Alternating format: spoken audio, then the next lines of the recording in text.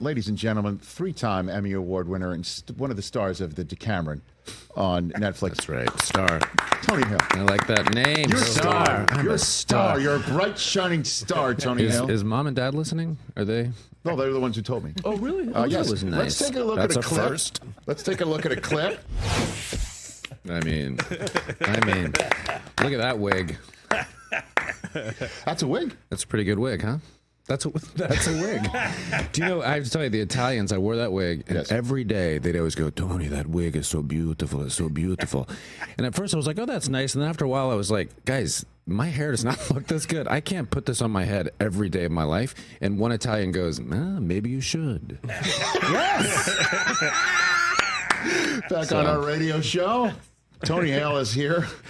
He's in The Decameron on Netflix, wearing a wonderful wig. Wonderful wig. And the Italians told you that you should wear it every single day. Just constantly. Where'd you shoot? Did you shoot this in Rome? You were in Rome. I think we had dinner right before we left. That's right. Yeah, for 6 months I was there.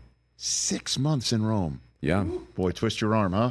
It was beautiful. I went to just the Colosseum and the Forum. It's like you go there like it's, Target. Just like I did all these YouTube spirals of Roman Empire. It was just awesome. It was awesome. It's like you're going to Target. So you get T-shirts? Yeah. So you can get a T-shirt outside of the Coliseum, actually. You can. Yes. It's just a history. Like you're walking by a building that's, 2,000 years old and there's like a McDonald's in the building. Yeah. Susie and I went to Rome on our honeymoon. She had been there before. I'd never. And for some reason, I always thought that the ruins would be just in a museum behind glass. I know. And then you were like, oh, no, it's a living, breathing part of the actual city. It really, it's so accessible. And sometimes you just, so I found, this is dark, but I just found myself staring at a stone, thinking wow, how long has this been here? And then, then I started getting crazy. When just and who got killed to put it there or something? What sort of brutal moment happened when this stone was placed in? Yeah, but you'd go to the Colosseum and they'd have a model of what it looked like before and just what it looks like now, and they just stripped it of its gold and all its metal and just the whole arc of the thing. It was just wild. Yeah, and all the stuff that went down there. Nothing went down there, right? Nothing went down there. Nothing to see here? So peaceful. I have to tell you, my friend Clint was excited I was coming on the show, and he said that you guys all have his dream job. Is that right? He did not mention you. Who is this Clint of which you speak, Tony? It's really strange. He was really envious of you guys. Did not mention your name. Not me at all. So I'm sorry about that. He could go either way. I don't know. It just didn't come up. But why does he think they all have their dream job? I don't know, man. But watch your back. He's ready. Rich's name did not come up. It was strange. Isn't that interesting? Yeah. It's called The Other Guys Show on the Roku channel. Yeah. Isn't that interesting? Maybe there needs to be a new title. Roku Joe after. So, I know you were telling me about this before you did it, but I give you the floor on The Decameron. What do you want people to know about this? Man, it was created by Kathleen Jordan, and she wrote it during the pandemic as kind of a way to process all the anxiety and uncertainty we were going through. Yes. And it's a dark comedy about the Black Plague. And if you're thinking of kind of like Downton Abbey, this is a much darker Downton Abbey. But I'm kind of like the Carson. I'm like the head of I'm like the head of downstairs. Yes. Okay. Yeah. And it's so quirky and fun and really sweet moment. It's just a beautiful story. And just like a really hard time, and just kind of like the class systems, and it's really a really fun watch. And you play the steward of the... And it's on Netflix. You guys heard of it? It's a little startup company. Yes. It's doing okay. Available here on the Roku portal. Yeah, I mean, not to nitpick, but isn't it totally goes without saying to call a comedy that takes place in the Black Plague a dark comedy? Doesn't that go without saying? You're absolutely right. It's like it's light fare. Maybe the Black I don't Plague. need that dark anymore. I'm like this hilarious comedy in the Black. Yeah, I should probably stop doing that because that's pretty obvious. Yeah, right. The dark for your future. For my press future. appearance. I like leaving you in a better spot than what you're. I don't know why you didn't mention your name because you really give good tips. Clint, you bastard. I apologize. Clint and I will have a talk. I mean, Clint, Rich really is good at what he does, contrary to popular belief. Oh, man. So everybody check that out. Available on Netflix. Actually, the notes I have here, it's called a satirical dramedy. dramedy. That's what I got here. That's what I was looking It's a for. dramedy. That's the word. Yeah, the drama part is the plague. Yes. And the surrounding satire is the comedy. It's like, the quirky, emasculated Tony Hale that steps into the scene. Oh, my gosh. Yeah, it was really fun, though. Fantastic. Really fun. How did Arrested Development wind up in your life, Tony Hale? How did that happen? Man. When did it happen? How did Arrested Development? Well, I was doing commercials in New York. Uh-huh. And it might be shocking, but my type in commercial was the guy who was not all there. And that has continued for about 25 years. And then this casting director, Marcia DeBonis, who cast commercials, she was also casting Arrested Development. And she saw the character of Buster and thought, I know a guy. And it was you. I know a guy who's checked out and not all there. And I came in, and he was described as a kind of a mama's boy, man child. Mm-hmm. And I remember in the description it said that he massages. He likes to give people massages, and so they were in the scene. I'm giving a person a massage, and I'm rubbing my knees, but the camera stopped above my knees, and so you didn't really know what I was doing down there. And Mitch Hurwitz said he saw it and went, "What's happening?" And I guess that piqued his interest, and he brought me in. Sold. There's a guy who's checked out, and I don't know what's going on down there. Thus, Buster Bluth was born. Buster Bluth was born. And he was a panic-stricken, sweet character who also had his hand eaten off by a seal. He had a hard life, man. By the way, that is one of my favorite scenes in the history of Arrested Development. The doctor coming out of the emergency room.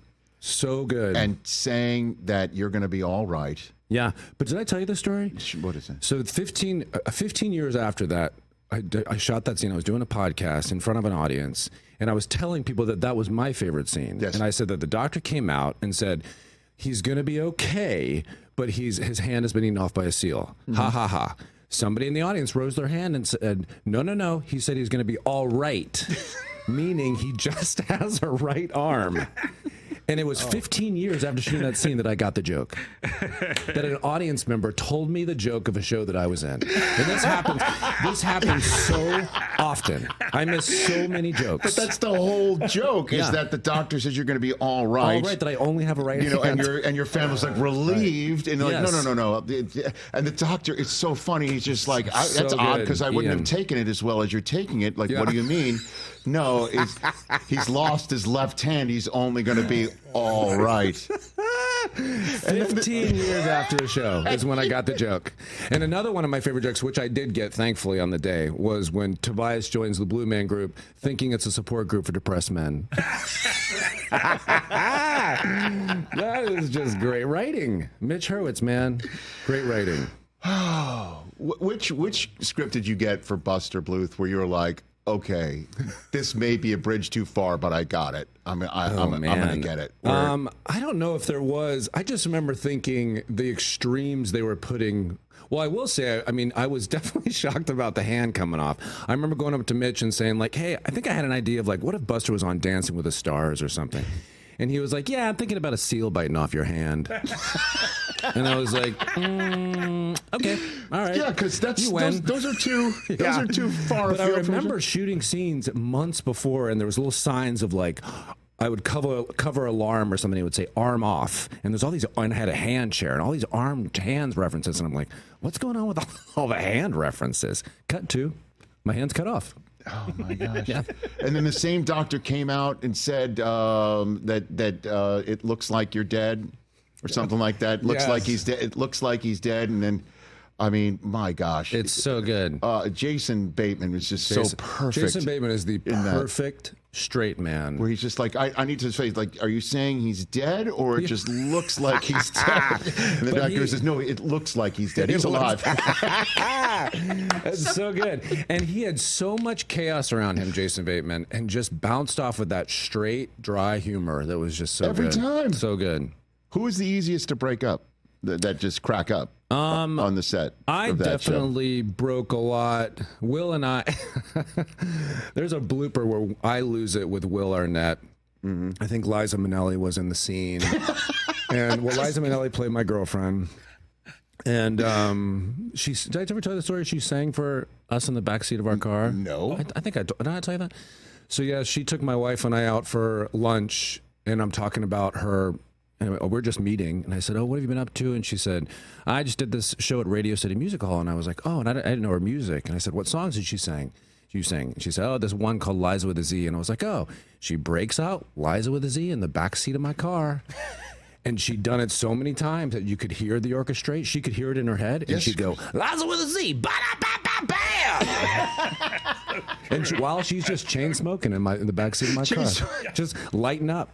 And I was like, "Hun, keep going. Just keep going. Roll down the windows and let loose." Isn't that great? Wow. By the way, I would great? make her redo that and make it like her ringtone, right? Like, oh, man. Like every time she calls your phone. Yeah, and she actually, my brother, this is years ago, when my brother had his third kid, or maybe it was his second kid, I was with Liza, and I said, "Liza, my brother just," and she left him a voicemail congratulating. It's like, "This is Liza, welcome, congratulations." And I think my brother deleted it or something. Yes. And I was like, come on, man. What a rookie mistake. Rookie mistake. So to this day, and What a day that must have been when you go to work. We're like, "We're going to give you a girlfriend." Who's playing her? Liza Minnelli.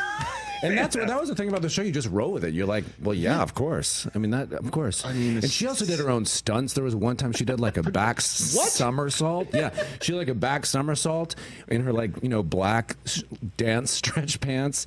And we were just like, but then she just went through it and she just popped up, just ready to go. Yeah.